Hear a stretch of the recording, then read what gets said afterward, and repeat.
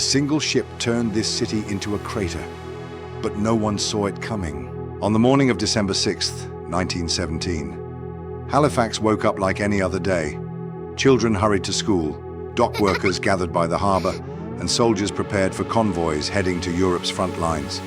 The Great War had turned this quiet Canadian port into one of the busiest harbours on Earth, a vital gateway feeding the Allied war effort across the Atlantic.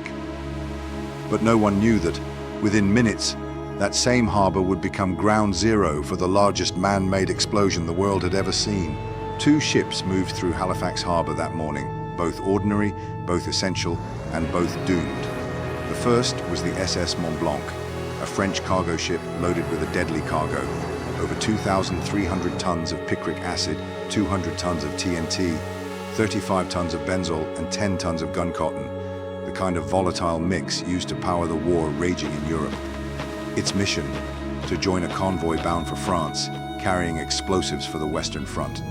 Because of German submarines lurking in the Atlantic, the Mont-Blanc sought refuge in Halifax Harbour, one of the few ports deep and protected enough to gather war convoys before crossing the ocean. At the same time, a Norwegian relief ship, the SS Imo, was departing from Bedford Basin, the sheltered northern part of Halifax Harbour. The Imo had arrived empty, bound for New York to collect relief supplies for Belgium, a country devastated by war. Both captains were tired, both in a hurry, and both navigating the same narrow channel called the Narrows, a passage barely wide enough for 2 ships to pass safely. What followed was a series of small misunderstandings, a wrong signal, a late turn, a stubborn belief that the other ship would yield. In the end, 2 ships that were never meant to meet found each other in the worst possible way. The impact tore open the Mont-Blanc's hull. Sparks met, leaking benzol, and within seconds, fire engulfed the deck. Crew members shouted warnings in French, but few on shore understood their cries. As they abandoned ship, Halifax residents gathered along the waterfront, drawn by the spectacular blaze. Children pressed their faces against windows. Workers paused to watch a column of black smoke twist into the sky. At 9:04 a.m., the Mont-Blanc exploded. The shockwave leveled buildings across the city. The entire Richmond district vanished in an instant. Windows shattered 50 miles away. Anchors weighing thousands of pounds were hurled miles inland. A tsunami surged over the waterfront, dragging ships onto the streets. In less than 2 seconds, 1,600 people were dead, and more than 9,000 were injured. It was the largest explosion in human history, until Hiroshima, nearly 30 years later. If hidden stories like this move you, the moments history tried to bury, make sure you subscribe to the Time Navigator and share this story so these forgotten voices are never lost again. That night, the fires raged, but by morning, the flames were replaced by a blizzard.